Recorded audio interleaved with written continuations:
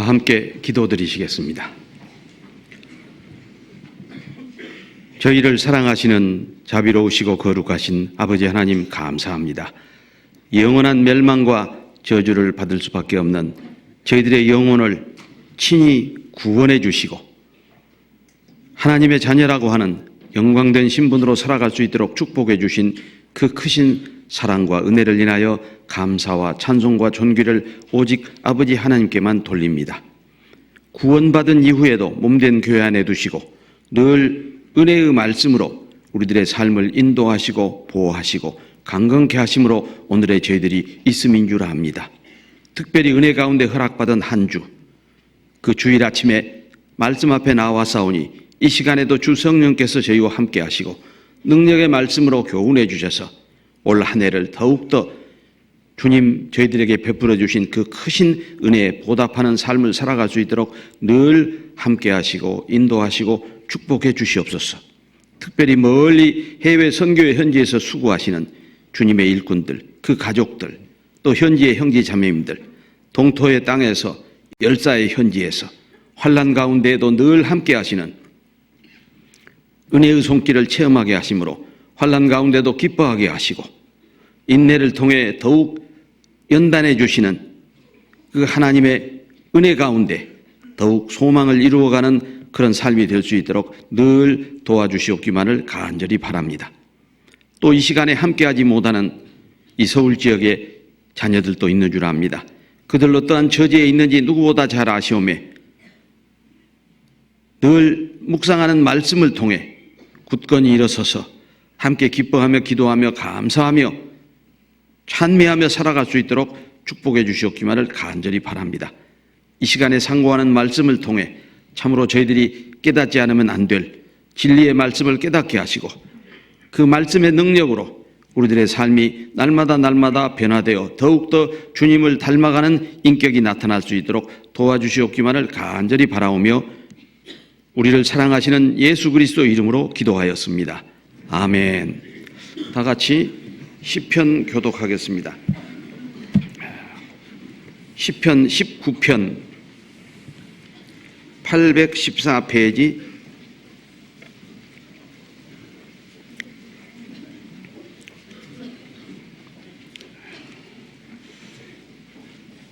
시편 19편 1절부터 14절까지 제가 한 절 먼저 읽겠습니다. 하늘이 하나님의 영광을 선포하고 궁창이 그 손으로 하신 일을 나타내는도다.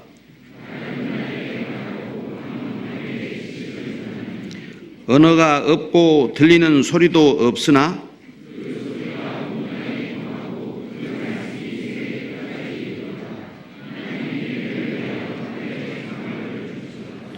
해는 그 방에서 나오는 신랑과 같고 그 길을 달리기 기뻐하는 장사 같아서 하늘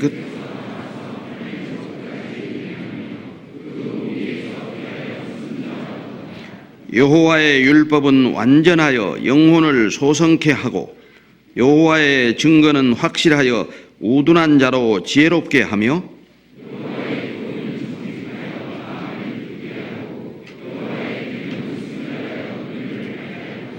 여호와를 경외하는 도는 정결하여 영원까지 이르고 여호와의 규례는 확실하여 다 의로우니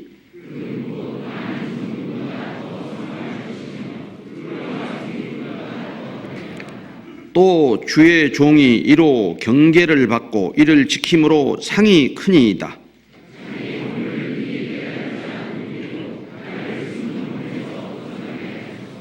또 주의 종으로 고범죄를 짓지 말게 하사 그 죄가 나를 주장치 못하게 하소서.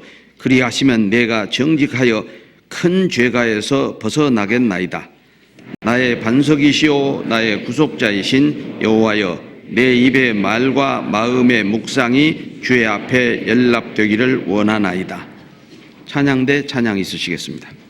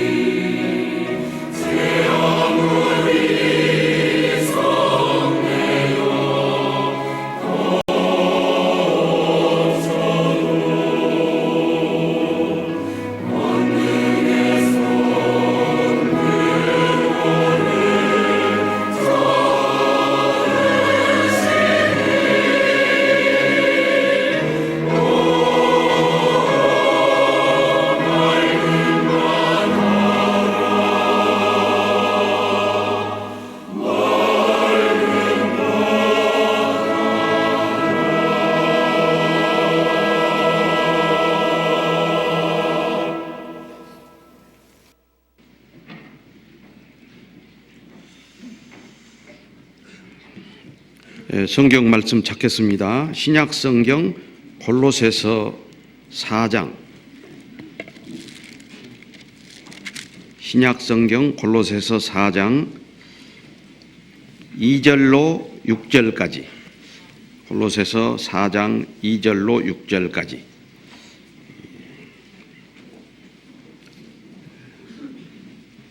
앞부분 제가 먼저 읽어 올리겠습니다. 기도를 항상 힘쓰고 기도에 감사함으로 깨어 있으라. 또한 우리를 위하여 기도하되 하나님이 전도할 문을 우리에게 열어주사 그리스도의 비밀을 말하게 하시기를 구하라. 내가 이것을 인하여 매임을 당하였노라. 그리하면 내가 마땅히 할 말로서 이 비밀을 나타내리라. 외인을 향하여서는 지혜로 행하여 세월을 아끼라. 6절 말씀 함께 읽으실까요? 너희 말을 항상 은혜 가운데에서 소금으로 골고함과 같이 하라. 그리하면 각 사람에게 마땅히 대답할 것을 알리라. 매년 이렇게 연초면 항상 얼굴을 마주대하고 말씀을 함께 공부할 수 있는 시간을 허락해 주시는 하나님의 은혜에 감사를 드립니다. 제가 말씀드리지 않아도 잘 아시겠지만 지금 이요한 목사님께서는 광주 신년 첫 집회를 인도하시고 오늘 주일 말씀을 증거하고 계시리라고 확신합니다. 확실하지요? 이번에도 정말 우리 광주 형제자매들뿐만 아니라 전국 각 지역에서 관심을 가지고 기도해 주셔서 제가 올라오기 전날까지 확인된 광주교회 형제자매들이 인도하고 있는 새로 말씀 듣는 분의 숫자가 307명이었습니다. 그리고 인근 광주 내에도 우리 교회 말고 6개 교회가 있고 또 화순, 나주, 담양, 장성 거의 광주 광역시권에 있는 그런 지역에서 아마 인도하는 분들은 저희들이 정확하게 파악하지 못했으니까 아마 350명, 우리말로는 내외라고 해야 합니까? 좌우라고 해야 합니까? 항상 헷갈려요. 제가 중국을 자주 가면 중국 사람 꼭 좌우라고 그러거든요. 근데 우리는 잘 안 쓰는 말인데 아마 350명 좌우 듣고 계시고 그분 가운데서 이제 몇 분이 구원을 받았는지 그건 하나님만이 아시겠죠. 그러나 많은 분들이 구원받아서 한 300명 되는 교회가 새로 탄생했으면 좋겠다. 그런 소망입니다. 위에서 기도해 주시고 전도 집회는 오늘로 끝나는 게 아니죠. 이제 구원받은 분들 또 구원받지 못한 분들 이렇게 구별해 가지고 더욱더 관심과 사랑을 가지고 기도하는 가운데 구원받은 분들은 교제 안에 굳건히 뿌리를 내리도록 또 구원받지 못한 분들은 말씀을 계속해서 듣는 가운데 더 확실하게 구원을 받도록 우리가 더욱 기도하고 관심을 가지고 사랑으로 보살펴야 할 그런 단계가 또 남아 있습니다. 오늘 골로새서 4장 2절로 6절 말씀을 제가 시작하는 말씀으로 또 본문 말씀으로 선택한 것은 2013년 우리는 세계 선교 전심전력하는 해라는 그런 구호를 동계 수련회에서 부여받았습니다. 우리는 지금까지도 매년 성경에 나와 있는 표현에 빌리면 연부년 매년 우리는 세계 선교에 힘써 왔습니다. 그러나 올 한 해는 더욱더 세계 선교, 세계 선교는 해외 선교만을 말하는 게 아니죠. 국내 선교와 해외 선교를 합해서 세계 선교라고 합니다. 우리 국내도 세계 속에 들어가니까요.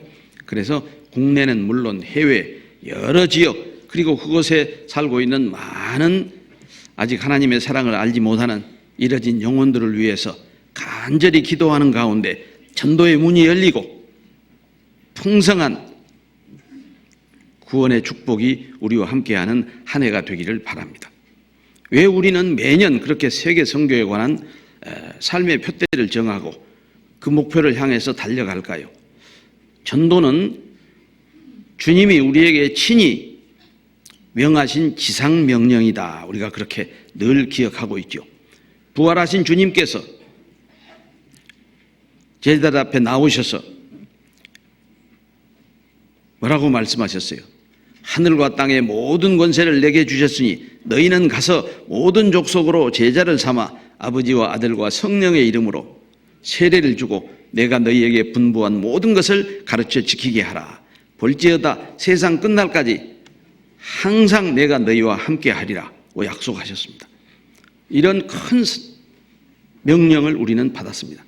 그래서 최고의 명령이다. 그래서 지상명령 그렇게 표현하죠. 이 땅에 살아남아 있는 구원받은 그리스도인이 마땅히 완수해야 할 거룩한 사명, 경건한 사명이라고도 우리 입장에서는 말할 수 있습니다. 또 우리가 살고 있는 이 때가 어떤 때입니까? 말씀에 기록된 마지막 시대의 징조가 자연현상을 통해서 또 사회현상, 역사적 현상 등을 통해서 낱낱이 우리 눈앞에 그 징조가 보이는 시대에 우리는 살고 있습니다.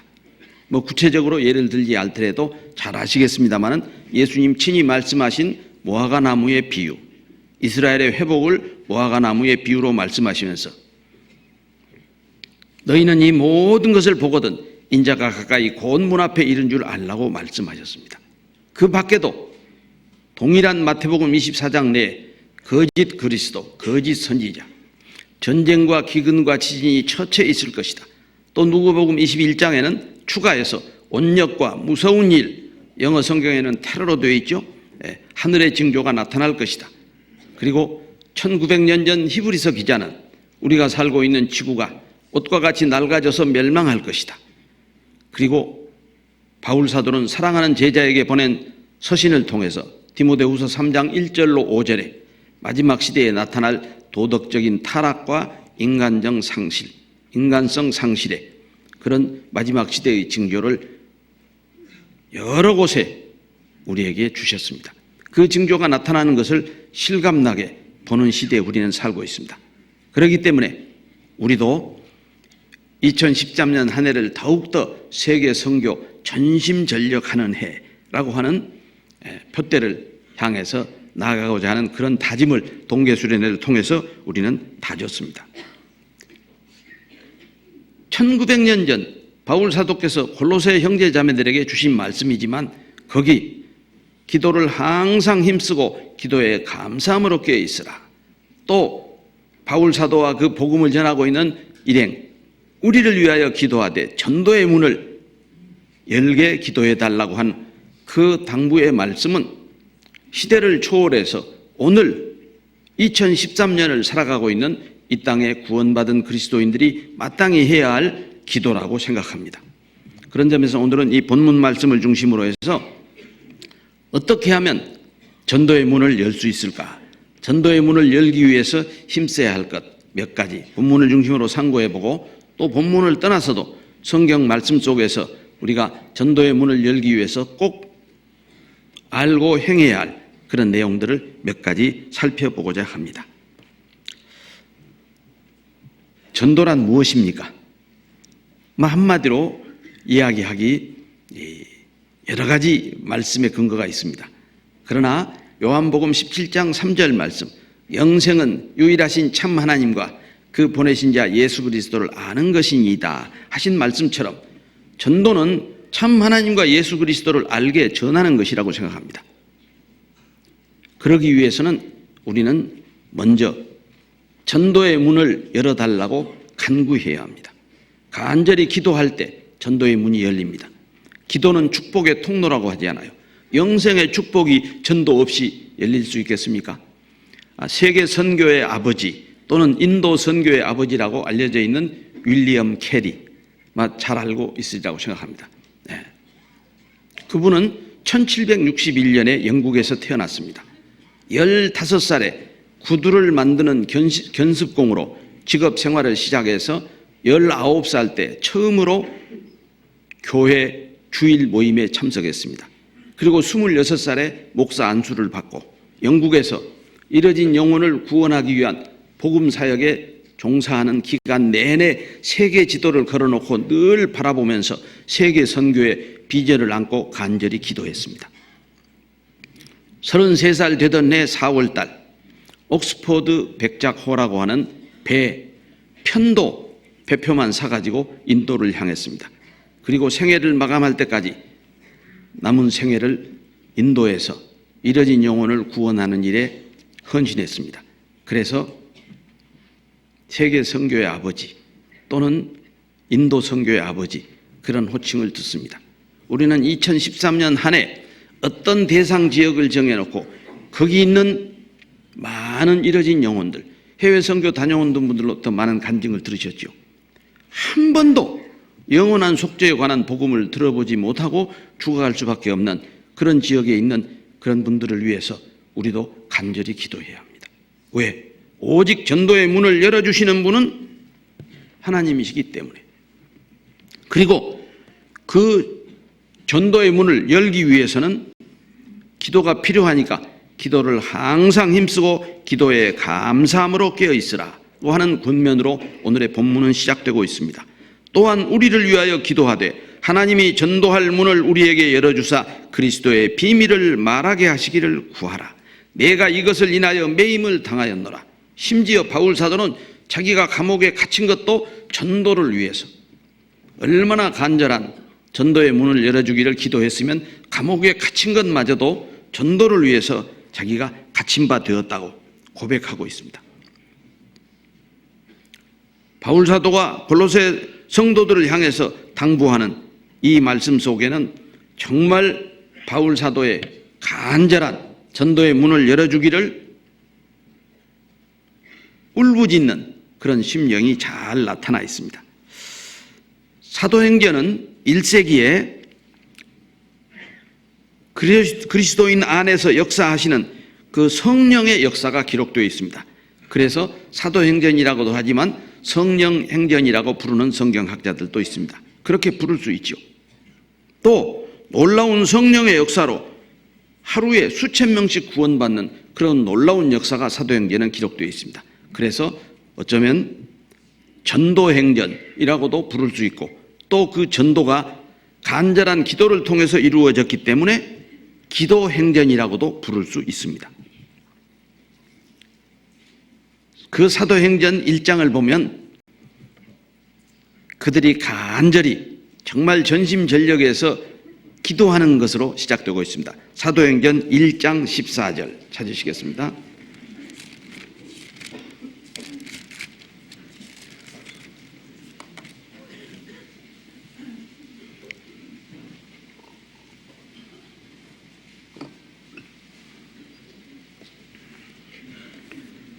(187페이지) 사도행전 1장 14절 함께 읽으실까요?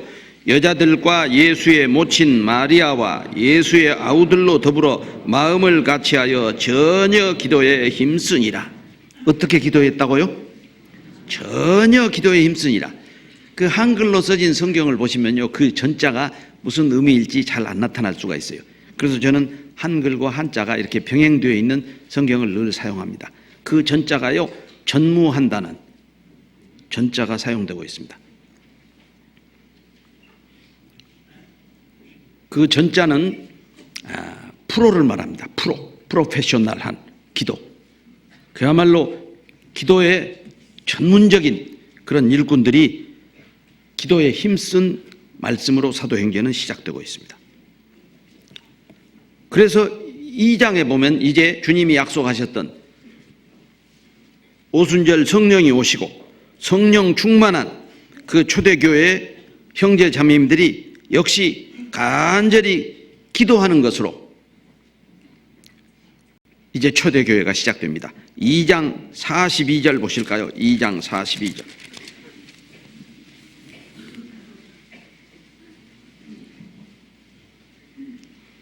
함께 읽겠습니다. 저희가 사도의 가르침을 받아서 서로 교제하며 떡을 떼며 기도하기를 전혀 힘쓰니라. 똑같은 말씀이 반복되고 있죠. 아주 기도에 전심전력했다는 겁니다. 이렇게 전심전력하는 기도의 응답으로 3,000명이 회개하고 주님 앞으로 돌아오는 역사가 나타납니다. 4장에도 보면 5,000명이 주님 앞으로 돌아오는 놀라운 그런 기적적인 축복이 기록되어 있습니다. 복음을 듣는 사람들의 마음의 문을 열어서 복음을 받아들이고 주님 앞으로 돌아오는 놀라운 그런 기적의 역사는 기도의 힘이었습니다. 기도의 힘이 얼마나 큰지를 우리가 이야기할 때 늘 예로 드는 선교사가 한 분 있죠. 허드슨 테일러, 중국 선교의 아버지라고 알려져 있습니다. 지금은 우리는 한 가정이 있고 그 가정을 통해서 몇십 명이 모이기 시작한다. 그럴 때 대개 선교사를 파송하지만 그때 당시 허드슨 테일러가 중국에 와 있을 때는 그런 지역에 선교사가 파송된 게 아닙니다. 한 사람도 구원받은 사람이 없는 곳에 오지에 선교사를 파송해서 거기서 복음을 전하기 시작해서 구원받는 역사가 일어나죠. 지금 우리 남미 선교, 특히 멕시코 선교는 그 비슷한 방법으로 시작되었다고 말할 수 있어요. 그런데 이 허드슨 테일러가 선교 본부에 있으면서 중국에 파송한 여러 선교 지역의 선교 상황을 늘 보고를 받거든요. 그런데 참 이해가 안 되는 지역이 있었어요. 저 남쪽 운남성 남창이라고 하는 곳은 과거에 그 명나라 청나라 시대에는 귀양 가는 그런 오지였습니다. 그런데 거기 파송된 선교사로부터 너무너무 복음이 활발하게 전해져서 구원받는 무리가 더해진다는 그런 소식을 들으면서 허드슨 테일러는 그 이유가 무엇일까 아주 궁금했어요. 그러던 차에 이제 중국 선교의 기간이 상당 기간이 지나고 이제 안식년을 맞이해서 본국에 잠시 귀국했어요. 그래가지고 어느 스코틀랜드 시골 교회에 주일 설교를 갔는데 주일 설교를 마치고 탄상에서 내려오는데 흡수로 간 한 농부가 40대의 농부가 와가지고 허드슨 테일러 선교사에게 자기 친구의 이름을 말하면서 이 친구가 지금 중국 선교사로 가 있는데 그 친구를 아십니까? 그렇게 물은 거예요. 그 이름을 듣는 순간 너무 깜짝 놀란 거예요. 바로 그 남창에서 선교하고 있는 그 선교사가 그 농부의 친구였어요. 아니, 어떻게 그 사람의 안부를 묻느냐고 그랬더니 제 친구고 저랑 같이 구원받아서 이 교회에서 생활하다가 그 친구가 중국 선교를 떠난 날부터 제가 그 친구를 위해서 기도합니다 라고 하는 말을 들으면서 그 놀라운 남창 선교의 축복이 이 스코틀랜드 농부의 무릎에서부터 시작되었구나 라고 하는 것을 깨달았다고 그 허드슨 테일러 전기를 읽어보면 나와 있어요. 정말 우리는 전도의 문을 열기 위해서 기도에 힘써야 합니다. 윌리엄 캐리도 허드슨 테일러도 그 기도의 힘이 전도의 문을 연다는 것을 확신하고 해외 선교의 현지에 임했던 그런 선교사들이고 또 1900년 전 사도 바울도 그런 확신을 가지고 있기 때문에 기도를 항상 힘쓰고 기도에 감사함으로 껴있으라 특별히 자기들을 위해서 기도하되 전도의 문을 열게 해달라고 부탁하고 있습니다. 정말 지금 이 시간 우리가 하고 있는 기도를 하나님이 들으시고 내가 기도하고 있는 대상이 내가 기도하고 있는 대상 지역에 참으로 놀라운 구원의 축복이 일어날 것이다 라고 하는 확신을 우리는 가지고 있는가? 지금 내가 기도하고 있는 분이 있을 거예요. 국내건 해외건. 그러나 정말 내 기도를 들으시고 그분의 마음을 열어서 구원받게 해주신다고 하는 확신이 있다면 우리 기도에는 감사가 동반될 수 있습니다. 아직 구원받지 못했지만 내 기도의 응답으로 구원받을 것이다 라고 하는 확신이 있다면 어찌 그 기도에 감사함이 없겠습니까? 그래서 기도를 항상 힘쓰고 기도에 감사함으로 껴있으라고 말씀하셨습니다. 내가 기도하는 동안은 그 영혼을 하나님이 지켜주십니다. 절대로 지옥 구덩이에 떨어지게 하지 않으실 겁니다. 그러나 왜 우리가 기도를 중단합니까? 우리는 상당 기간 6개월, 1년 또는 몇 년 기도했는데도 그 기도의 응답을 받지 못할 때 우리는 실망하고 기도를 멈추는 죄를 범하게 됩니다. 왜? 실은요, 한 영혼을 위해서 기도한다고 하는 것은 그 영혼을 사랑하는 마음이 없이는 할 수 없는 일입니다. 어쩌면 우리가 기도하는 기간은 잉태의 기간이라고 할 수 있어요. 어린아이가 뱃속에 280일을 잉태해 있다가 출산하지 않아요. 왜 한 사람의 영혼이 구원받기 위해서는 그렇게 긴 시간의 기도가 필요할까? 또 지속적인 기도가 필요할까? 생각해 보세요. 영혼 사랑은 인격적인 사랑입니다. 인격적인 사랑은 상당한 시간이 지나면서 성숙한다. 그렇게 말할 수 있어요. 제가 구원받기 전에 10년 동안 그 구원이 없는 교회를 다닌 적이 있어요. 교회당을 다녔죠. 교회를 다닌 게 아니죠. 교회당을 다녔는데 그때 그 전도하기 위해서 그때는 구원받는 게 전도도 아니에요. 교회당에 나오시라고 이렇게 인도하는 것이 전도인데 그 교회당에 나오라고 인도하는 분을 어떤 용어로 불렀냐면 태신자라고 했어요. 태신자. 아직 신자는 아니지만 태 속에 있는 신자라는 그런 뜻인 것 같아요. 그런 그 용어를 사용했던 기억이 아렴풋이 이제 구원받고 나서 정말 한 영혼을 위해서 간절히 기도하고 관심과 사랑으로 인도해서 구원을 받고 구원받은 그분을 위해서 더 관심을 가지고 이제 요즘 뭐 새신자 프로그램이라고 합니까? 초신자 프로그램이라고 합니까? 예, 새신자. 우리 광주교회에서는 새신자 프로그램에 참여하게 해서 정말 교제에 안착하기까지 얼마나 우리가 많은 관심과 기도와 사랑을 기울입니까? 이제 그런 경험을 통해서 그 태신자란 말이 상당히 그럴듯하다 그런 생각을 해본 적이 있어요. 그렇습니다. 우리가 정말 전심전력해서 기도할 때 반드시 그분을 구원해 준다고 하는 확신이 있다면 우리는 감사함에 깨어있는 빛의 자녀로서 더욱더 이뤄진 영혼을 위해서 간절히 간구할 수 있다고 생각합니다. 기도를 항상 힘쓰고 기도에 감사함으로 깨어있으라. 얼마나 적절한 사도 바울의 권면입니까? 우리는 그런 첫 번째 전도의 문을 열기 위해서 기도에 항상 힘쓰는 그리스도인이 되어야 합니다. 다시 본문으로 제가 골로새서 4장 잡아놓으시란 말씀 안 드렸는데 4장 3절 이제 두 번째 힘써야 할 것을 4장 3절을 통해서 살펴보고자 합니다. 3절 말씀 제가 한 번 더 읽어 올리겠습니다. 또한 우리를 위하여 기도하되 하나님이 전도할 문을 우리에게 열어주사 그리스도의 비밀을 말하게 하시기를 구하라. 내가 이것을 인하여 매임을 당하였노라. 3절 뒷부분입니다. 앞부분은 전도의 문을 열기 위해서는 우리가 기도에 항상 힘써야 한다는 내용에 연속되는 내용이라고 할 수 있어요. 어디까지냐면 또한 우리를 위하여 기도하되 하나님이 전도할 문을 우리에게 열어주사, 여기까지는 사도 바울이 지금 당부하고 있는 중요한 기도에 힘써야 할 그런 이유라고 한다면 그 다음은 우리가 가져야 할 두 번째 힘써야 할 일, 그리스도의 비밀을 말하게 하시기를 구하라. 전도의 문을 열었을 때 내가 그리스도의 비밀을 말할 수 있기를 간구하라는 말이죠. 또 내가 이것을 인하여 매임을 당하였노라.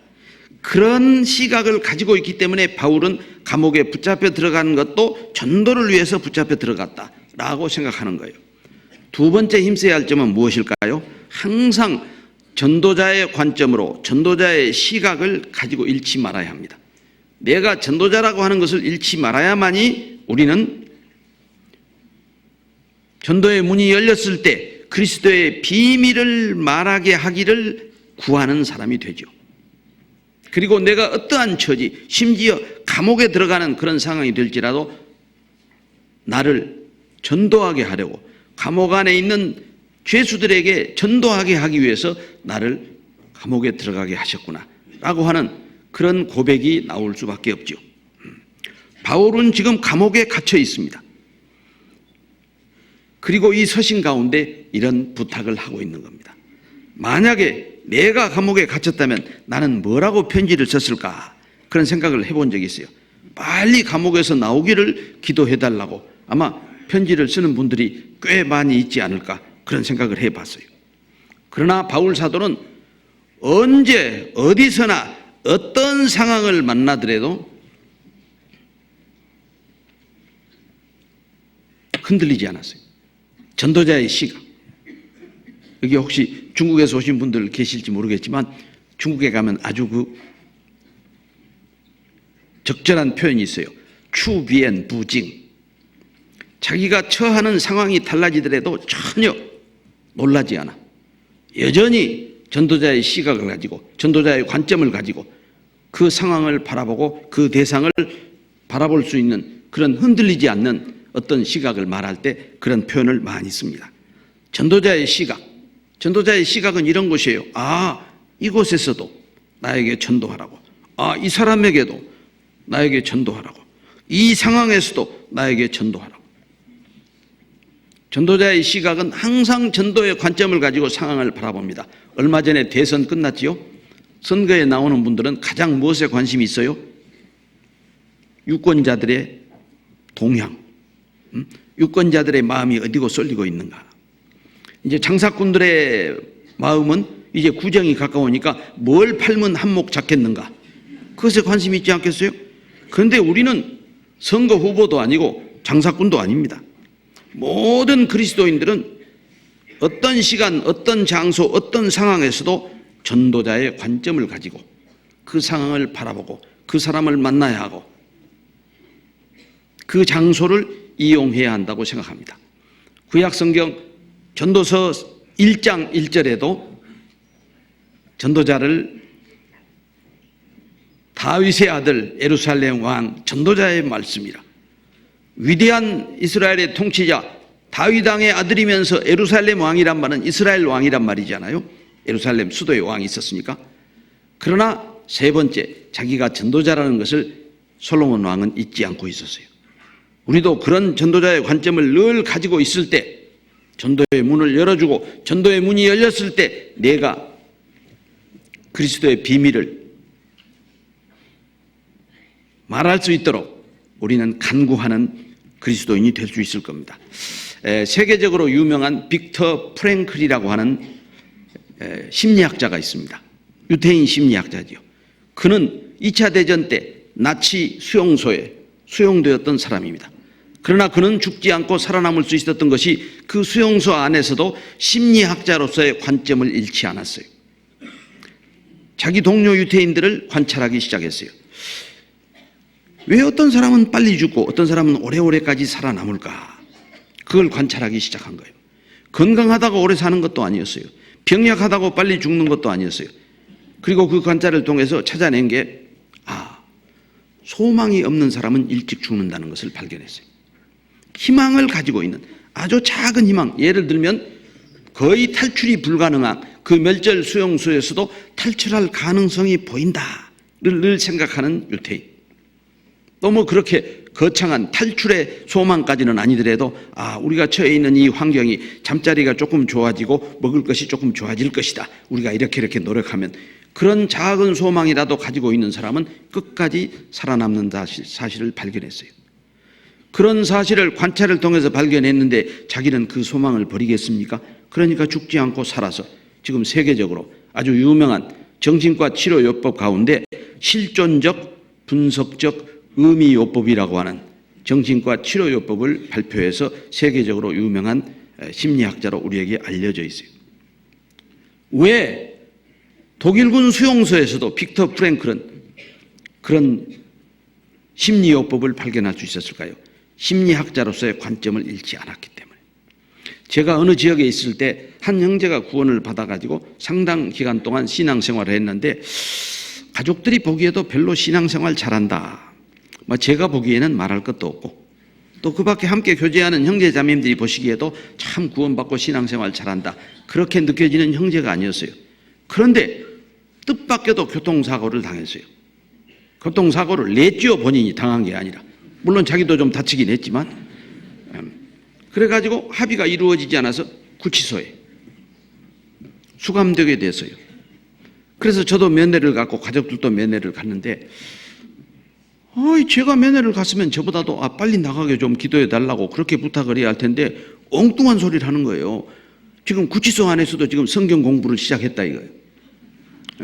성경을 읽다가 바울 사도는 감옥에서도 전도한 것을 읽고 나도 이 구치소에 들어온 것이 내가 구원받고 신앙생활을 잘 못했기 때문에 여기서라도 전도를 좀 해보라고 하나님이 기회를 주셨다. 그래서 제일 먼저 한 일이 가장 불편한 잠자리, 다른 사람이 다 안 자려고 하는 곳에 잠을 자고, 또 심부름도 열심히 하면서 성경 공부하자고 그래가지고 복음을 전했더니 의외로 구원받는 형제가 나왔다는 거예요. 그리고 또 몇 명 성경 공부하기로 했습니다. 그러면서 이 경찰서장한테 얘기해갖고 구치소에 와서 나보다 집회를 해달라는 거예요. 이렇게 사람이 달라질 수가 있을까? 그러니까 그 형제는 구치소에 들어가서 전도자의 관점을 가진 거예요. 그런데 구치소에 와서 저보다 집회하라고 그러겠어요? 경찰서에서 허가를 안 했어요. 그래서 할 수 없이 두 번째 면회 가가지고 허가를 안 하니까 그냥 그 구치소 안에서 형제님이 할 수 있는 방법으로 하세요. 근데 가족들도 면회 갔다 와서 마찬가지예요. 너무 달라졌다, 우리 애기 아빠가. 뭐 나올 생각은 안 하고 몇 명 구원받았고 몇 명이 말씀 듣기로 했고 앞으로 이 말씀을 들으면 구원받을 것이라고 너무너무 좋아한다 이거예요.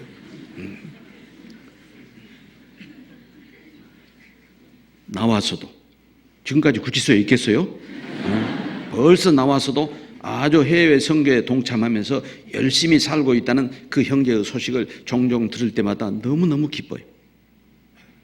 우리는 전도의 문을 열어달라고 항상 기도에 힘쓰는 것도 중요하지만 전도자의 관점을 늘 가지고 있어야 돼요.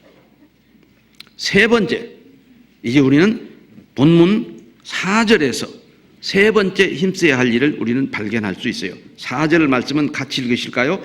그리하면 내가 마땅히 할 말로서 이 비밀을 나타내리라. 마땅히 할로서 이 비밀을 나타내리라.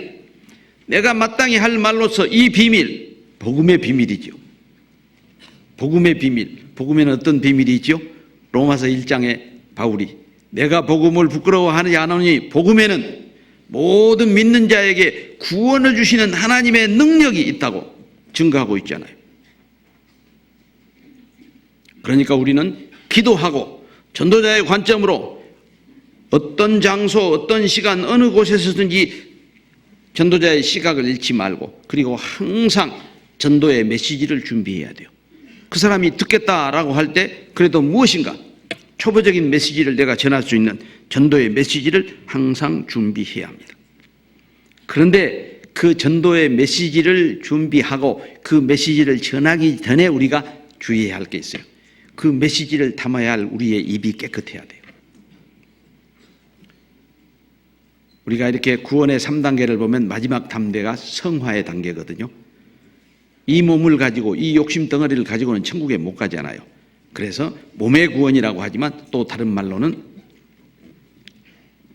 성화, 글로리피케이션. 우리가 정말 거룩한 복음의 말씀을 내 입술에 담으려면 내 그릇이 깨끗해야 돼요. 우리들의 언어의 성화의 과정을 거쳐야 합니다. 평소에 늘 불평하고 늘 원망 섞인 짜증만 내던 입으로 예수 믿으세요. 그러면 천국 갑니다. 그러면 그분이 뭐라고 그랬어요? 니 나가세요. 그럴 거예요. 그러지 않겠어요? 그래서 우리는 전도의 메시지를 준비하는 과정에서 먼저 유념해야 할 게 거룩한 메시지가 담기는 입은 깨끗해야 돼요. 그래서 항상 깨끗하고 구별된 언어를 입에 담는 훈련을 하셔야 돼요. 또 거룩한 복음이라고 해서 너무 그냥 근엄하게만 하면 안 되죠. 적절한 언어, 처음 듣는 분이 마음을 열기에 좋은 적절한 언어, 그 중에 한 가지가 이제 유머러스한 언어. 우리가 구원받은 그리스도인들끼리도 유머를 종종, 심지어 저희 설교 단상에서도 종종 웃깁니다. 왜? 너무 분위기가 딱딱해가지고 이렇게 하다가는 졸게 생겼다. 그러면 그럴 때는 우스갯소리 한마디 해야죠. 저도 약간 긴장이 되는데 여러분도 표정 보니까 그렇게 릴렉스한 표정이 아니셔요. 그래서 제가 좋아하는 유머는 제가 알고 있는 모든 유머는 전부 영구 시리즈로 재편집을 했어요. 그 영구가 좀 재미있지 않아요? 예. 영구가 직장을 다니는데 자기 직장 동료가 영구한테 물어보는 거예요. 이건 설교 내용 아닙니다. 그거 메모하시면 안 돼요. 야, 너 우리 회사가 몇 살에 정년 퇴직하는 줄 아느냐?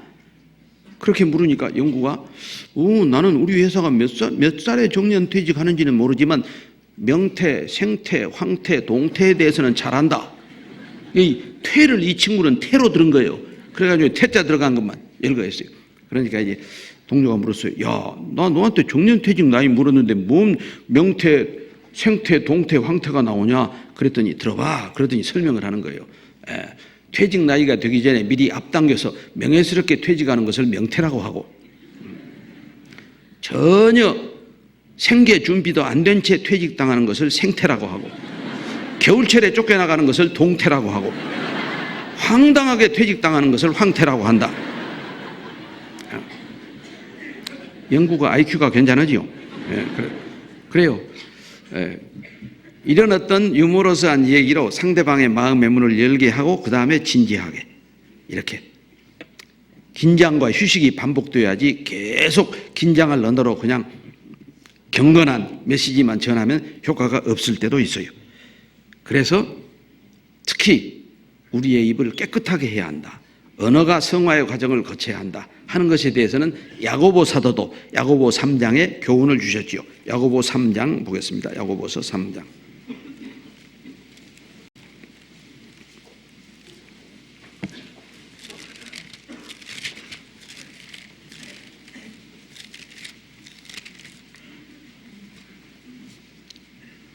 (10절) (11절) 야고보서 3장 10절 11절 함께 읽으실까요? 한 입으로 찬송과 저주가 나는도다. 내 형제들아 이것이 마땅치 아니하니라. 샘이 한 구멍으로 어찌 탄 물과 쓴 물을 내겠느냐. 이건 AD 1세기 그리스도인들에게만 합당한 교훈이 아닙니다. 이 시대를 살아가고 있는 우리, 전도의 문을 열어달라고 강구하면서 전도자의 시각을 가지고 메시지를 준비하는 모든 형제 자매들에게도 합당한 교훈이라고 생각됩니다. 그래서 사도 바울도 에베소 성도들에게 이렇게 권면하고 있습니다. 에베소서 6장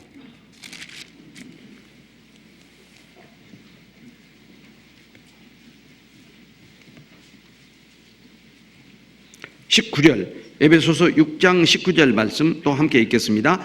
또 나를 위하여 구할 것은 내게 말씀을 주사 나로 입을 벌려 복음의 비밀을 담대히 알리게 하옵소서 할 것이니. 예, 우리의 언어가 거룩하게 구별되고 내 입술에 복음의 비밀이 담겨 있으면 하나님은 전도의 문을 열어주십니다. 바울 사도는 감옥에서도 심지어 재판정에서도 준비할 메시지가 준비된 그리스도인이었습니다. 믿음의 선진이었습니다. 빌립보 감옥에서도 간수에게 그 메시지를 전했으니까 간수가 구원을 받았죠. 재판정에서도 아그리빠 왕에게 자기가 준비한 메시지를 전했기 때문에 받아들이고 구원받지는 않았지만 아그리빠 왕이 놀래갖고 미쳤다고 그랬죠. 그래요. 정말 우리가 전도의 문을 열고 세계 선교 전심전력하는 해는 정말 세계 선교에 미쳤다고 하는 그런 얘기를 들을 만한 해가 되어야 할 것입니다. 왜 바울 사도는 감옥에서 간수에게 복음을 전했을까요? 감옥에서 밖에 나가는 것보다 그 간수에게 메시지를 전하는 일이 더 자기에게 주어진 사명이고 임무라고 생각했기 때문에. 바울 사도가 가는 곳은 감옥도 재판정도 전도 집회 장소가 되었어요. 언제 어디서나 어떠한 상황에서도 복음을 전할 수 있는 그런 메시지를 준비하면 하나님은 전도의 문을 열어주시고 놀랍게도 복음의 지평을 열어주십니다. 바울 사도는 그렇게 영적으로 깨어있는 믿음의 선진이었습니다. 그렇기 때문에 복음이 활발하게 전해지는 상황 속에서 사탄 마귀의 방해도 엄청나게 심할 것을 그는 깨닫고 있었어요. 고린도전서 16장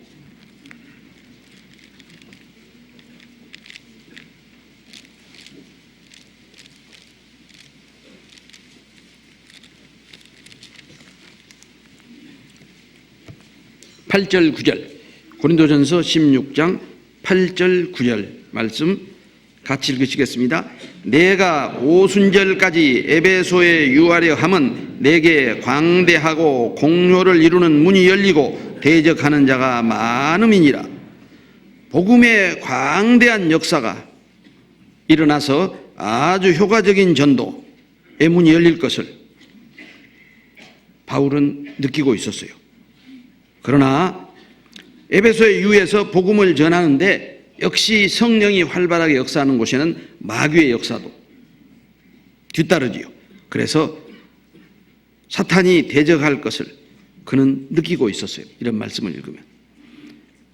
그런 사도였기 때문에 사도행전, 성령행전, 기도행전, 복음행전이라고 할 수 있는 이 사도행전 28장 마지막 부분에 보면 사도 바울은 마지막 자기 생애의 마지막 순간까지 아주 복음 전하기 어려운 상황에서도 복음을 전하는 그런 말씀으로 사도행전이 끝나고 있습니다. 사도행전 28장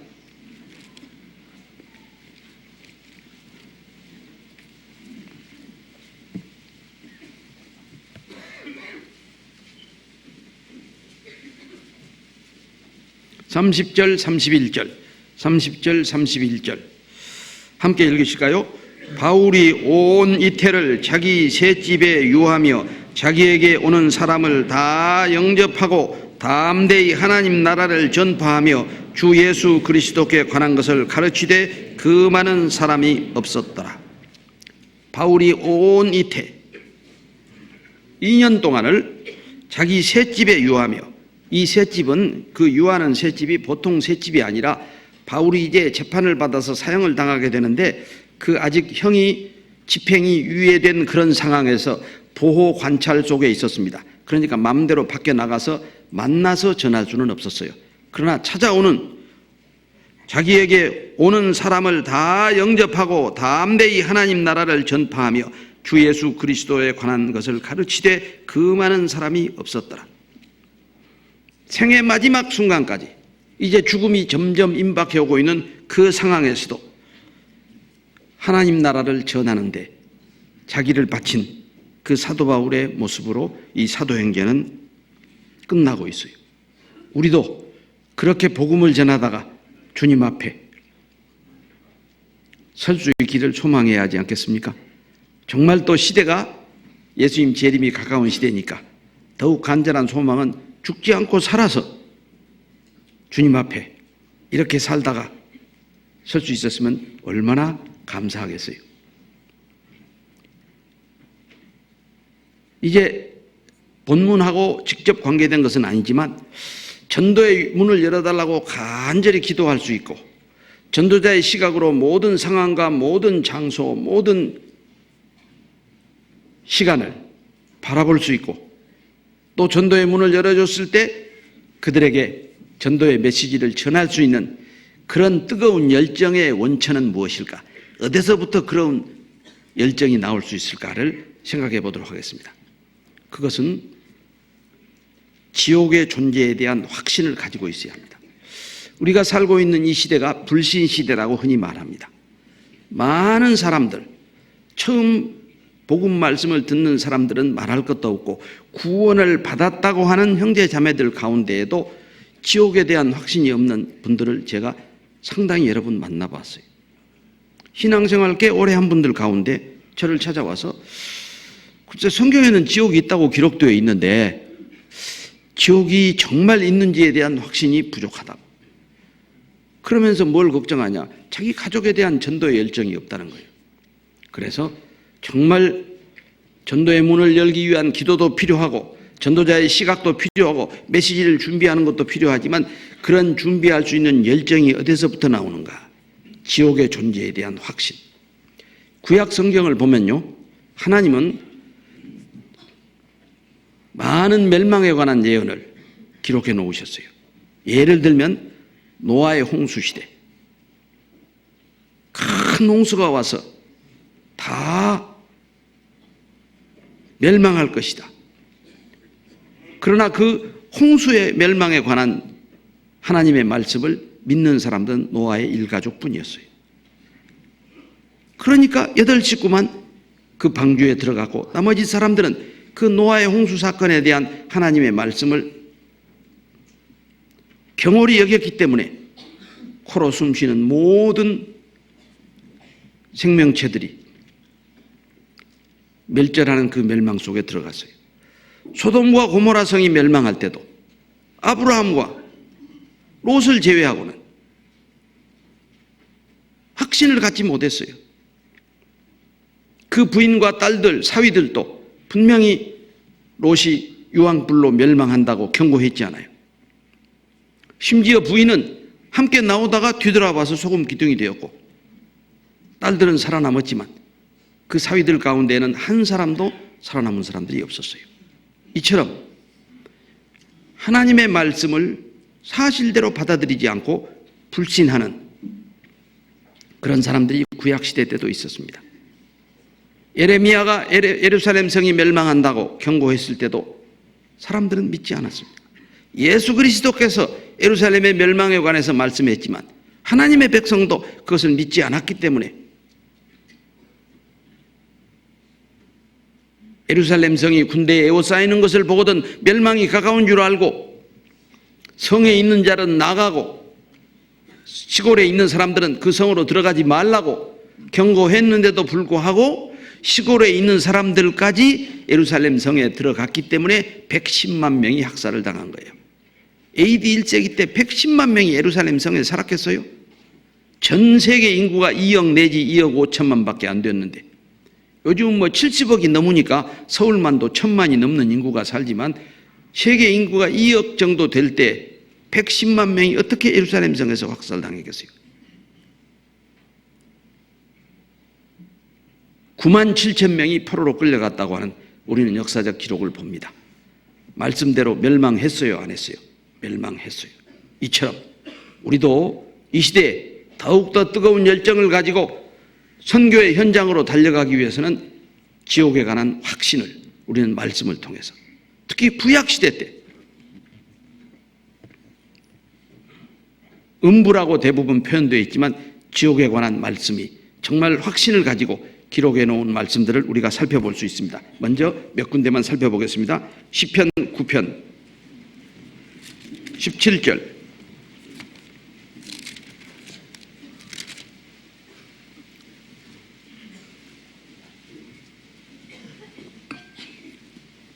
찾으셨으면 같이 읽겠습니다.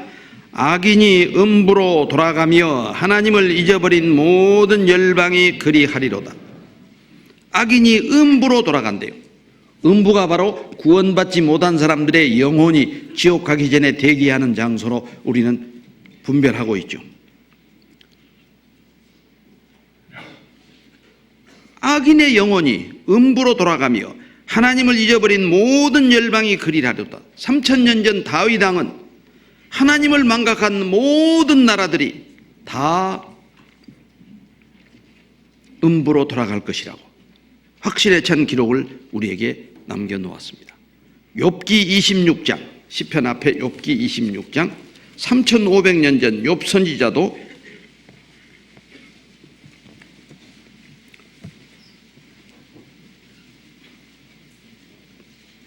(5절 6절) 함께 읽겠습니다. 음령들이 큰 물과 수족 밑에서 떠나니 하나님 앞에는 음부도 드러나며 멸망의 웅덩이도 가려움이 없음이니라. 음령, 죽은 영혼들을 말하죠. 큰 물과 수족 밑에서 저 깊은 곳에서 떠나니 왜 떨어워요? 두려워서 떨죠. 그러니까 음부는 공포의 의식을 가지고 있는 곳입니다. 죽어버리면 아무것도 모른다고 하는 그런 교회가 있지요. 여기 봐요. 음령들이 큰 물과 수족 밑에서 떠나니, 큰 물과 수족 밑이란 건 저 깊은 곳, 정확하게 위치는 안 나타내지만 깊은 곳에서 두려워서 떨어요. 하나님 앞에는 음부도 드러나며 멸망의 웅덩이도 가려움이 없음이니라. 가려움이 없다는 것은 무엇을 나타낼까요? 가려움이 없다. 로마서 4장 7절에 보면 다윗 왕이 그 불법을 사하심을 받고 그 죄를 가리우심을 받는 자는 복이 있다고 시편에 있는 말씀을 바울 사도가 인용해서 다윗의 말을 인용했죠. 기록한 말씀을. 음부도 멸망의 웅덩이도 가려움이 없음이니라. 절대 사함 받지 못하고 영원한 멸망에 들어간다고 하는 것을 3500년 전 욥 선지도 기록해 놨어요. 더욱 구체적이고 정말 이 시대에 우리의 법적인 상식으로도 실감이 가는 지옥에 관한 말씀은 이사야서 24장 22절.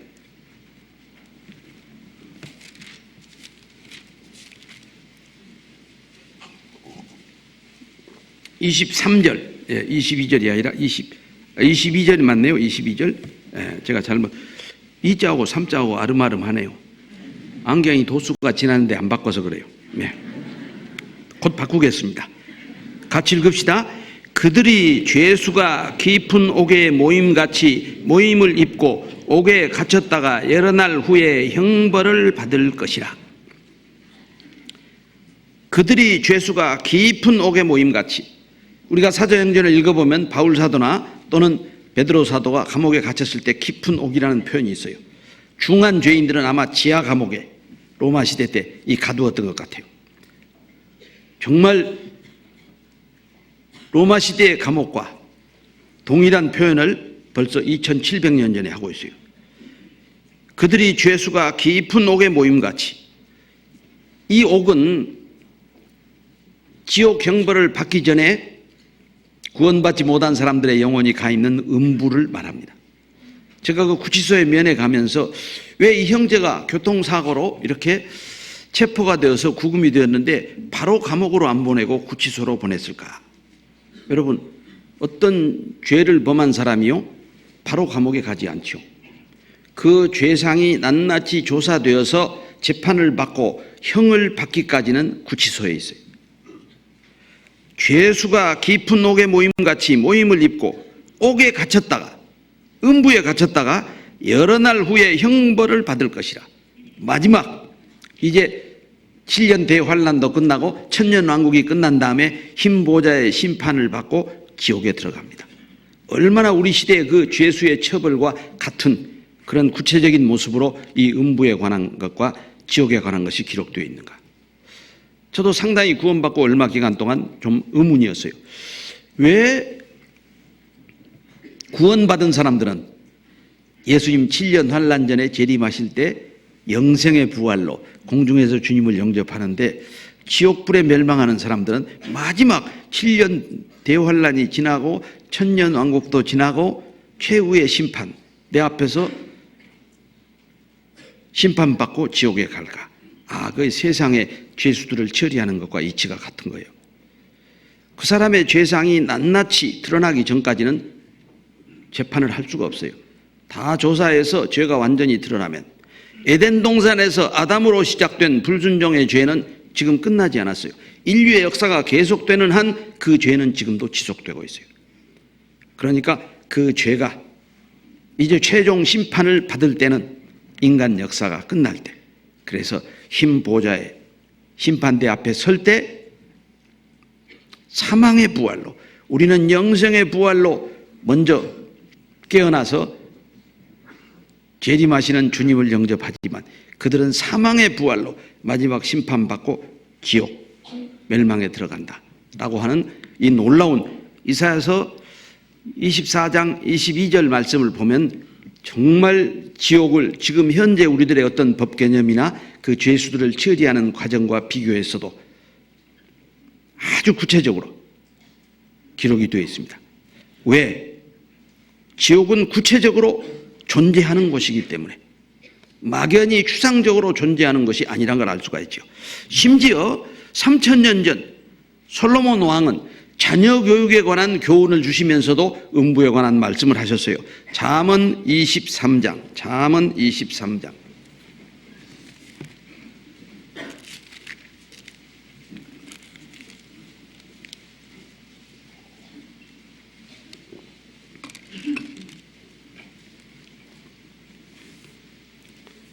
(13절) (14절) 잠언 23장 13절 14절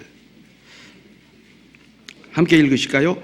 아이를 훈계하지 아니치 말라. 채찍으로 그를 때릴지라도 죽지 아니하리라. 그를 채찍으로 때리면 그 영혼을 음부에서 구원하리라. 분명히 자녀 훈계에 관한 교훈이지 않아요? 아이를 훈계하지 아니치 말라. 반드시 훈계하라는 거예요. 어떤 훈계까지 허용하셨습니까? 채찍으로 그를 때릴지라도 죽지 아니하리라. 성경에는 체벌이 허용되어 있습니다. 그렇다고 해서 마구잡이로 때리면 안 되죠. 사랑의 매. 자녀들이요, 이게 사랑의 매인가 마구잡이로 때리는 매인가는 맞는 아이가 제일 잘 알아요. 때리는 부모가 아는 게 아니에요.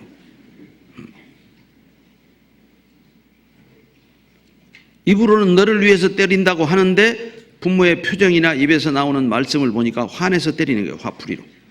그렇게 때리면 안 돼요. 반드시 자녀가 이건 교육적인 매이다, 내가 마땅히 맞아야 할 매를 맞고 있다 라고 하는 것을 느끼게 때리셔야 돼요.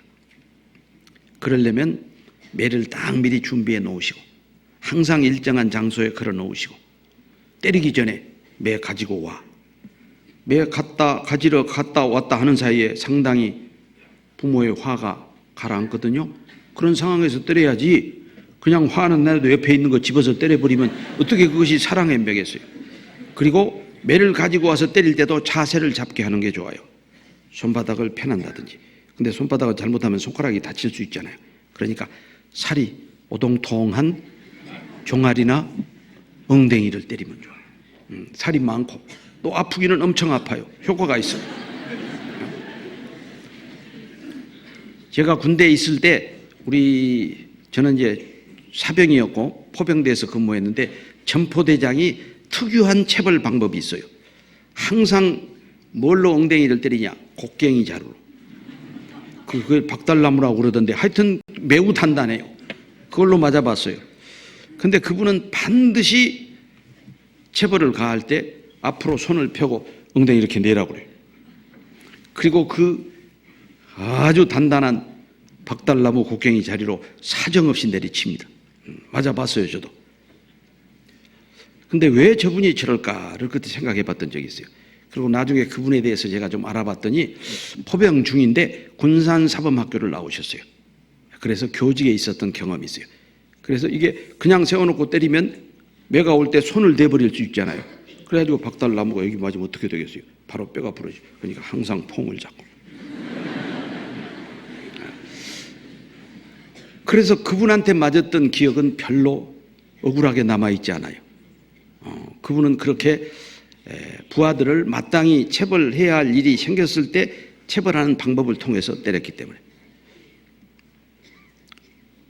근데 하사관 한 분이 때린 것은 지금도 기억이 아주 기분이 나빠요. 성함은 얘기하지 않겠어요. 홍하사. 홍씨 분한테는 미안합니다. 별로 맞을 일도 아니에요. 눈을 쓸긴 쓸었는데 그 철원 지역에서 군대 생활했는데 4월 달까지 눈이 와요. 4월 말까지. 눈을 쓸긴 쓸었는데 늦게 출근해갖고 다 쓸어놨는데도 늦게 쓸었다고 때리는 거예요. 세상에 그런 억울할 때가 어디가 있어요. 그것도 그냥 그 언 땅바닥에다 바로 엎드려버져 시켜놓고 뭘로 때리냐. 곡괭이 자루가 아니에요. 그냥 그 야전 삽이죠. 그래서 지금도 그 체벌을 생각하면 아주 기분이 나빠요.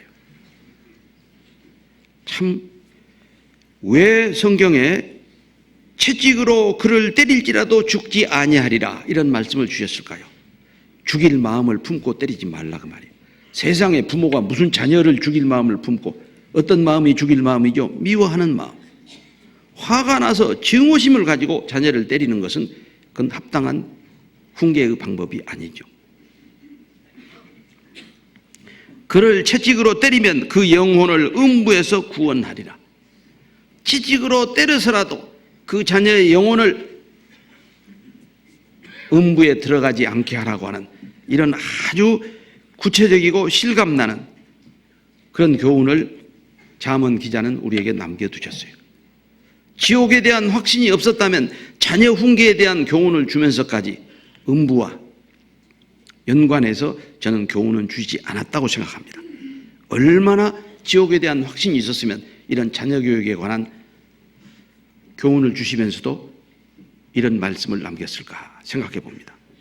만약에 지옥이 없다면 우리가 전도해야 할 필요가 어디가 있어요? 미국의 유명한 설교가 D.L. 무디는 지옥이 없다면 우리는 성경을 다 불태워버려야 한다라고 말했습니다. 아주 불신론을 대표하는 토마스 페인, 몰테르의 기념비를 세워야 한다라고 말했어요. 전 세계의 많은 분들에게 복음을 전한 분이 왜 그런 막말을 하셨을까요? 우리가 들으면 막말이죠. 지옥이 없다면이라는 전제를 빼버리면 또 이 부분만 딱 따다가 성경을 불태워버려야 한다라고 옮기면 안 되죠. 지옥이 없다면 불신자를 위한 기념비를 세워야 한다라고 말했습니다. 성경에는 천국에 관한 말씀도 있고 지옥에 관한 말씀도 있습니다. 영생의 축복에 관한 말씀도 있지만 영원한 멸망에 관한 경고도 있습니다. 그러나 천국에 관한 말씀보다 지옥에 관한 말씀이 더 많아요. 왜 그럴까요? 여러분, 도로를 운전해 보면 커브길이 많이 나오면 많이 나올수록 경고판이 적게 붙어 있어요? 많이 붙어 있어요? 똑같은 이치예요. 지옥은 확실히 존재하고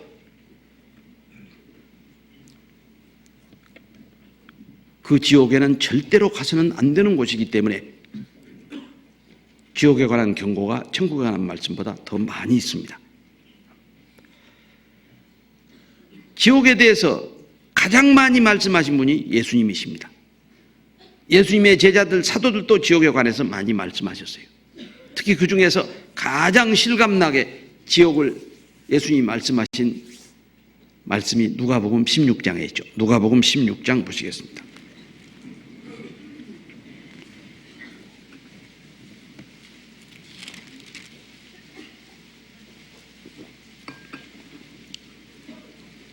다 읽을 수는 없고요. 22절부터 25절까지 제가 먼저 읽어 올리겠습니다. 123페이지 누가복음 16장 22절부터 25절 말씀.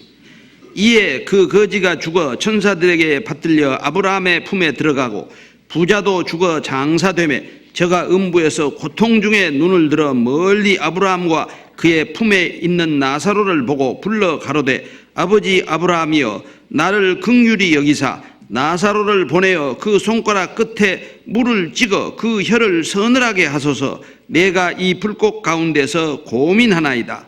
아브라함이 가로되 예 너는 살았을 때 내 좋은 것을 받았고 나사로는 고난을 받았으니 이것을 기억하라. 이제 저는 여기서 위로를 받고 너는 고민을 받느니라. 22절부터 25절까지 읽는 말씀 중에 고통 중에 고민하나이다, 고민을 받나이다 라고 분명히 기록되어 있습니다. 특히 24절, 25절에 보면 그 부자는 지금 불꽃 가운데 고통 중에 있지만 아브라함도 알고 살아생전에는 별로 그렇게 대접을 잘 했을 리도 없는 거지 나사로도 잘 알지 않아요. 지옥은 자기 의식이 확실한 곳입니다. 나사로도 인식하고 있고 또 아브라함을 향해서도 고통과 고민을 호소하고 있습니다. 지옥은 의식이 없는 곳이 아니에요. 26절 함께 읽으실까요? 이뿐 아니라 너희와 우리 사이에 큰 구렁이 있어 여기서 너희에게 건너가고자 하되 할 수 없고 거기서 우리에게 건너올 수도 없느니라 하였느니라. 예, 26절을 보면은 한 번 지옥에 들어가면 다시는 구원의 기회가 없는 곳이라는 것도 알 수가 있어요.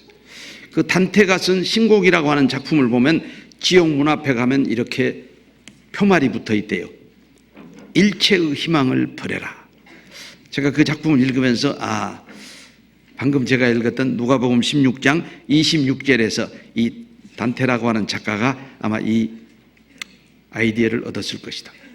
한 번 들어가면 다시 구출될 가능성이 없기 때문에 일체의 희망을 버려라 라고 하는 그런 표말이 있다고 이제 작품에서 그렇게 단테가 기록해 놓았습니다.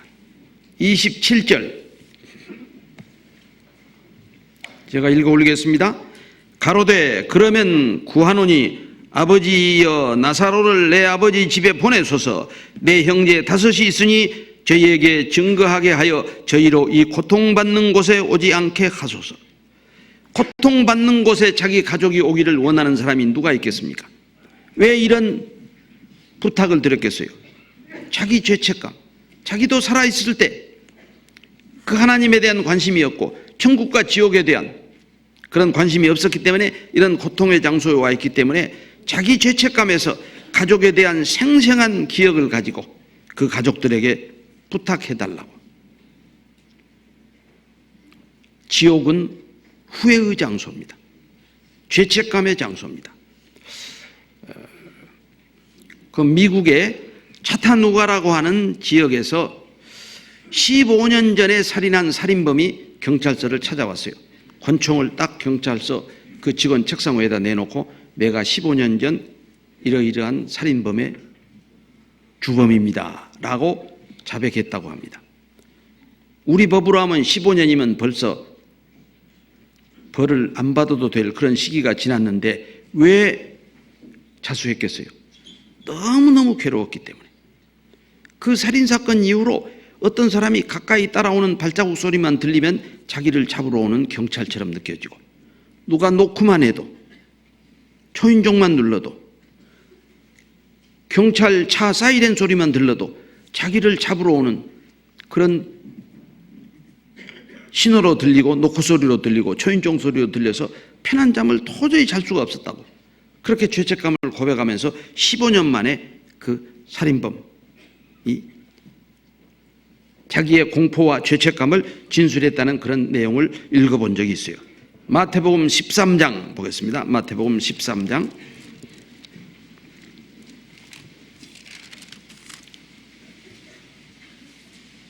42절, 마태복음 13장 42절 함께 읽으실까요?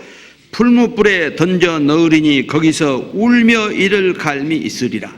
풀무불 얼마나 뜨겁습니까? 뜨거운 불에다가 또 이 풀무질을 하면 더 온도가 올라가지요. 지옥을 아주 실감나게 표현했어요. 왜 울면서 이를 갈까요? 저는 울면서 이를 가는 이유가 세 가지라고 생각합니다. 첫째는 죄책감, 둘째는 고통, 셋째는 후회. 정말 내가 살아생전에 지은 죄 때문에 여기 와 있다. 그러면 얼마나 그 죄책감이 심하겠어요. 고통이 아주 심할 때 이를 부득부득 합니다. 대개 화상 환자들, 그 화상 입은 피부를 벗겨내는 치료를 받을 때 정말 고통스럽다고 합니다. 그리고 후회가 되어서 그때 2013년 1월 달 서울중앙교회 말씀 들을 때 내 말씀 잘 듣고 구원 받을 걸 아마 껄껄하면서 후회하겠죠. 우리 교회 목사님이 어떤 집회에 가서 만난 한 분의 그 후회스러운 이야기를 옮겨 들은 적이 있어요. 어느 지역에 가서 집회하는데 나이가 꽤 드신 노인분이라고 그래요. 그분은 아주 건강에 관심이 많아가지고 아주 그 몸 건강을 잘 살피고 위험한 곳은 가까이 가지도 않는 그런 삶을 살았다고 그래요. 근데 어느 날 이렇게 시골에 사는데 산등성이를 넘어가다가 오토바이를 탄 분을 만났어요. 보니까 자기 동창생이에요. 그래서 반갑게 인사를 나누고 이제 그냥 헤어져서 갔으면 좋을 텐데 어디까지 가냐고 또 물어보더래요. 그 오토바이 탄 친구가. 그래서 나 산등성이 넘어서 저 동네까지 간다고 그러니까 나도 그쪽으로 간다고 태워주겠다고. 자기는 평상시에 오토바이는 위험해서 자기도 안 탈 뿐만 아니라 남의 것도 안 얻어 타는 그런 습관이 있는 사람이어서 사양을 했는데 모처럼 오랜만에 만난 동기생이 그거 한번 태워주겠다는데 안 타냐고 그러니까 그냥 어쩔 수 없이 마지 못해서 타긴 탔어요. 근데 등성이를 막 넘어가는데 갑자기 나오는 버스하고 부딪혀가지고 의식이 돌아왔을 때는 병원에 누워 있었고 중상을 입어서 병원에 누워 있었고 그 친구는 죽어버렸고. 그런데 어찌된 영문인지 이 사고 조서가 어떻게 꾸며져 있냐. 정차해 있는 버스를 오토바이가 들이받은 것으로. 그래가지고 그 아픈 몸을 이끌고 계속 법정 투쟁을 벌였지만 결국 패소하고 돈도 건강도 날려버린 그런 얘기를 그 집회하시는 목사님에게 하면서 뭐라고 후회하냐. 그때 내가 결단코 오토바이를 안 탔어야 되는데 친구가 타라고 권했을 때 절대로 안 탔어야 되는데 그 한 번 오토바이를 탄 것이 내 일생 일대의 실수로 건강도 망치고 재산도 잃었다고 하는 그런 후회스러운 이야기를 하더라는 말을 전해 들은 적이 있어요. 글쎄 그분이 구원받고 나머지 여생을 영생의 소망을 안고 살아가기를 소망합니다. 그 뒤편은 제가 못 들어서 구원을 받았는지 안 받았는지는 모르겠어요. 마태복음 18장이나 마가복음 9장에 보면 팔이 너로 범죄케 하면 잘라버리라. 다리가 너를 범죄케 하면 잘라버리라. 눈이 너를 범죄케 하면 뽑아버리라. 왜 그런 말씀을 우리에게 주셨겠어요? 지옥은 팔을 자르고라도 다리를 자르고라도 눈을 뽑고라도 가서는 안 될 곳이란 것을 생생하게 우리에게 교훈하고 있잖아요. 어떤 분에게 상담하면서 그 말씀 읽어드렸더니 뭐라고 하는지 아세요? 지옥에 가면 맨 불구자밖에 없겠네요. 그래서 제가 웃으면서 그랬어요. 왜 지옥에만 불구자 있어요? 천국에도 맨 불구자밖에 없지. 잘라버리고라도 천국 가라고 이 말씀 주셨으니까 잘라버리고 천국 간 사람들이 있다면 천국에 불구자들이 많겠죠. 그렇게 그분이 하는 얘기를 제가 웃으면서 되받았던 적이 있어요. 그렇습니다. 정말 지옥은 영원히 꺼지지 않는 불못. 그 영원이라는 헬라 원어가요, 아이오니어스. 영원한 하나님, 영원한 천국, 영원한 축복, 영원한 생명과 똑같은 단어가 거기 사용되고 있습니다. 그 영원한 불못에 가기를 원하는 사람이 누가 있겠어요? 내 사랑하는 가족이 거기 가면 되겠습니까? 그래서 우리가 받은 그 큰 구원을 등한히 여기면 우리의 사랑하는 가족이 그 영원한 불못을 피할 수가 없어요. 그래서 사망을 당하는 자를 우리는 건져내야 돼요. 살육을 당하는 자를 구원해야 돼요. 그렇지 아니하면 우리의 행한 대로 보응해 주시겠다고 하나님은 경고하고 계십니다. 자, 이제 우리는 정말 새해 세계 선교 전심전력하는 해. 첫째, 전심전력해서 기도의 문을 열어달라고 기도에 항상 힘써야 합니다. 두 번째, 언제 어디서 어떠한 상황에서도 우리는 전도자의 관점, 전도자의 시각을 붙잡고 있어야 돼요.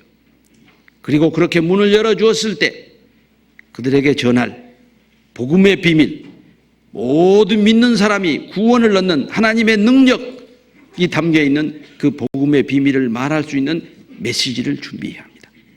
그러나 그 무엇보다도 더욱 우리가 마음에 새겨야 할 것은 정말 천국과 지옥에 대한 확신이 없다면, 특히 지옥에 대한 확신이 부족하다면 우리는 절대로 그런 열망을 가지고 기도할 수도 없고 전도자의 시각을 가지고 모든 것을 바라볼 수도 없고 전도의 문이 열렸을 때 그들에게 전할 수 있는 메시지를 항상 준비할 수도 없다는 사실을 우리는 기억해야 합니다. 그래서 올 한 해도 이사야 선지자가 우시야 왕이 죽던 해에 하나님의 전에 들어갔을 때 하나님께서 한탄하셨죠. 내가 누구를 보냈고 누가 나를 대신하여 갈고 라고 하는 하나님의 음성을 들으면서 내가 여기 있나이다 나를 보내소서 라고 이사야 선지자는 대답했습니다.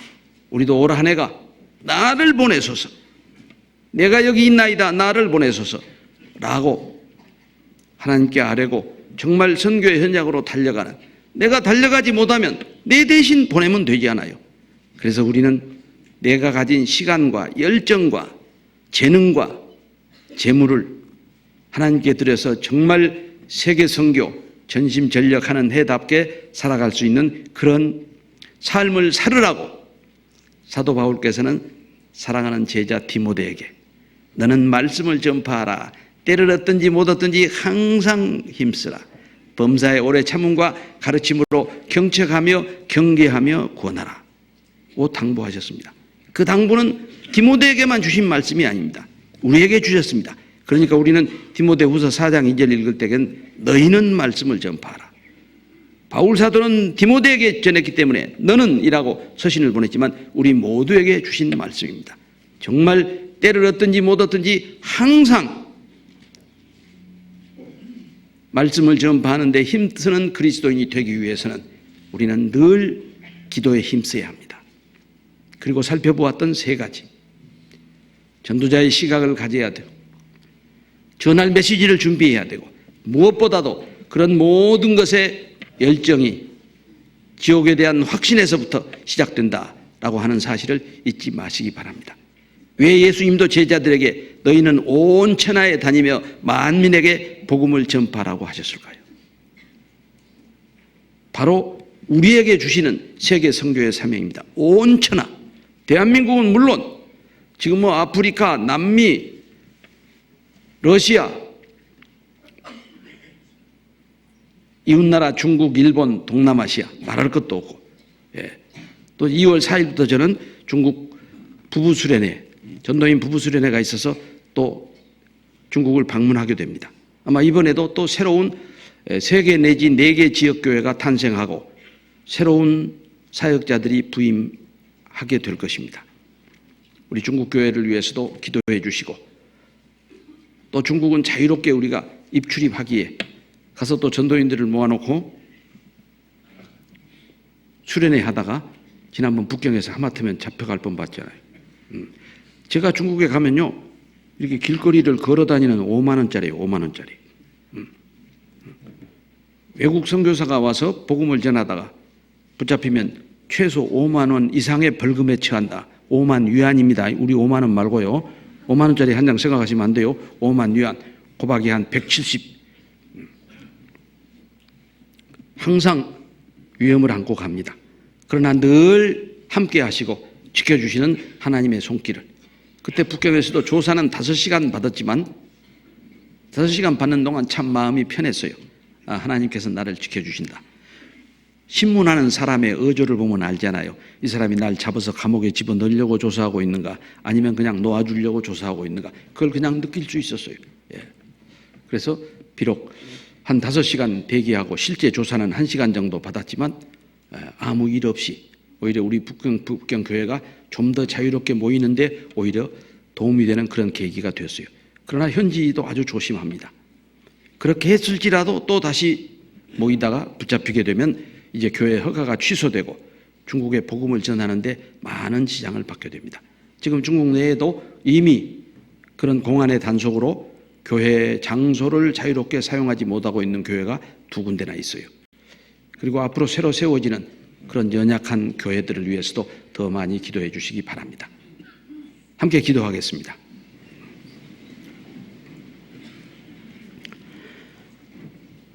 아버지 하나님, 감사합니다.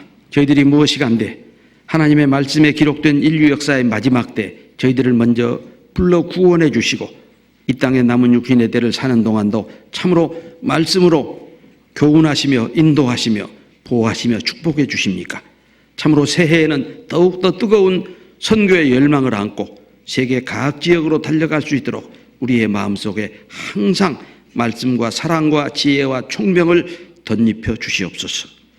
현지에 나가서 수고하고 계시는 많은 일꾼들을 통해서 더 풍성한 구원의 축복이 우리와 함께하기를 간절히 바랍니다. 국내에 계시는 많은 빛의 자녀들, 말씀의 백성들, 더욱더 간절한 선교의 열망을 가지고 현장으로 달려가지 못하면 대신 보내는 방법을 생각하면서 우리가 가진 시간과 열정과 재능과 물질을 드릴 수 있는 마음도 허락하여 주시옵소서. 지극히 작은 것에 충성한 자가 큰 것에도 충성할 수 있다고 말씀하셨습니다. 우리 가운데 작은 것에 불의해서 큰 것에도 불의하는, 작은 것에 불의한 자에게 어찌 하나님 나라의 놀라운 비밀을 맡기겠습니까? 우리 가운데 한 사람도 그런 사람이 나오지 않도록 늘 능력의 손길로 붙들어 주시옵소서. 오후에 남아있는 모든 일정도 주 성령의 능하신 손길에 의지하오며 우리를 한결같이 사랑하시는 예수 그리스도 이름으로 기도하였습니다. 아멘. 다 같이 찬송가, 아주 잘하시는 찬송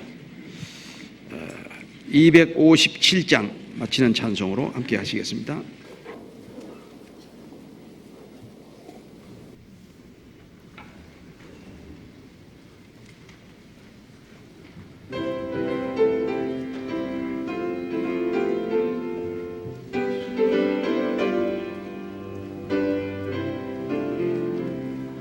듣는 사람마다 복음 전하여 복스러운 소식 도로 퍼치세. 사람 있는 곳에 전할 소식은 어느 누구나 오라.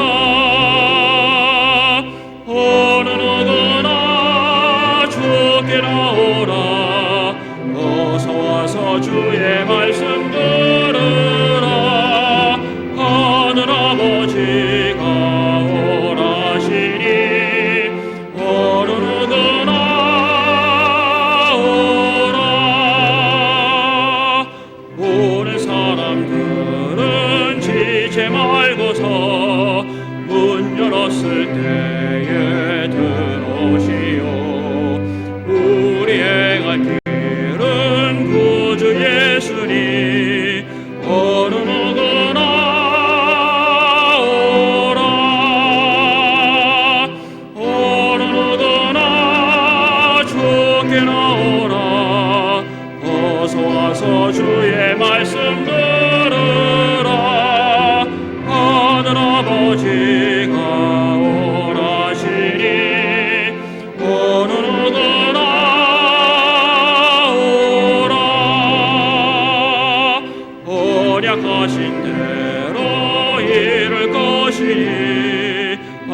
누구나 그 언약 받을 수 있네.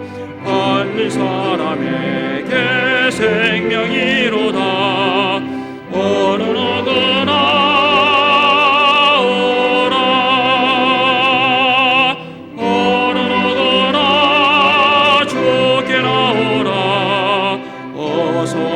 주의 말씀 들으라.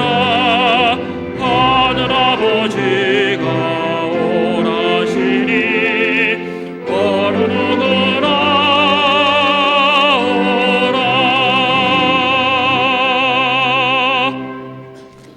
예, 광고 말씀 있으시겠습니다.